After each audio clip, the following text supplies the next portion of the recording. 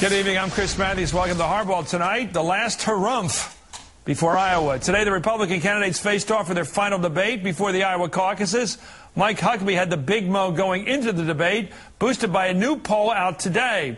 Later, we'll pick out all the polls apart and talk about the winners and the losers of today's debate. Plus, two body language experts tell us what the candidates were really saying today with their bodies, not with their words at today's debate. And this is interesting. The writers' strike is no laughing matter to fans of late-night television, of course. But are the candidates getting a free pass, and how will it affect the voters? We're going to talk about the political impact of the writers' strike. And later, with just 22 days to go until Iowa caucuses, we know you need tonight's politics fix. But we kick off with today's debate itself. Matt Continetti writes for the Weekly Standard. Rachel Maddow is a radio talk show host for Air America. Rachel, you go first. I know you're on the political left. Who won on the right today?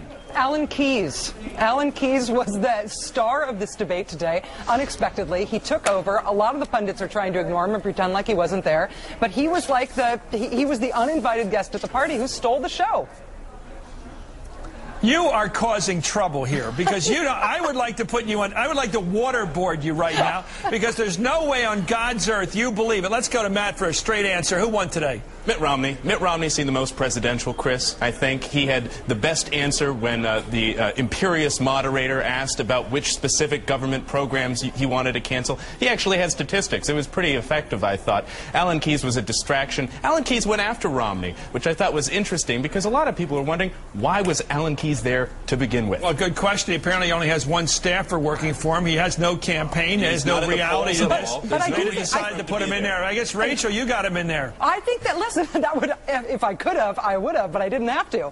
What was important today about Alan Keyes is that Alan Keyes sounds really crazy when he opens his mouth. He's angry, he is eloquent, but he does sound crazy. But some of the stuff that he was arguing for today, like when he talked about the fact that we have a national creed, he sounded nuts, but it's not that different than what Romney has made the case for in his supposedly sober-sounding, sane-sounding case that we ought to not treat religion as a private matter in American politics anymore. He was an actual truth-teller today in Republican politics. Okay, let's take a look at the polling. I wanted to start with the polling. Now, here's the average of the last couple days in polling out in Iowa, just to give you a sense of how interesting this race has developed. Mike Huckabee, the former governor of Arkansas, is running at 35 points out there. A huge lead.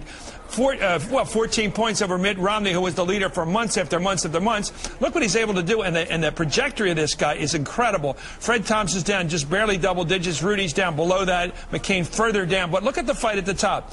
Matt, I thought today, let's take a look at the national numbers to show that Huckabee isn't just winning out in Iowa. Look what he's doing nationally. He's now #2 in the Washington Post poll nationally. So what he's been able to do in Iowa has had such a splash across the country that he's winning the cultural right, isn't he? Chris, Huckabee has achieved something that Mitt Romney has not been able to do. Mitt Romney led in both Iowa and New Hampshire for months, yet was never able to translate those leads in the early states into national momentum. How's he done it? Huckabee has done it by people are finally cluing in, right? Republican voters, they're finally realizing that the election is upon us, so they're looking at the candidates. They're starting to look at those early states because those early states would decide first, and they see this Huckabee guy.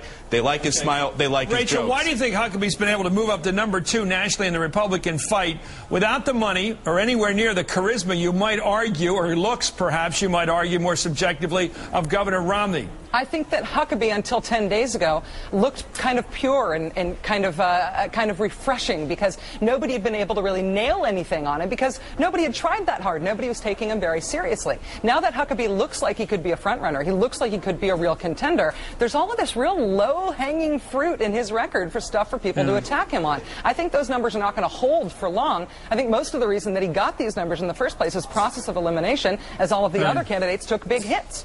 I wonder if he isn't going to pay a price starting today when the word got out for the New York Times magazine interview this coming weekend. It's already out in press. We know about it, that he tried to put out the dirty word on Romney by saying that Mormons believe that Jesus' brother is Satan.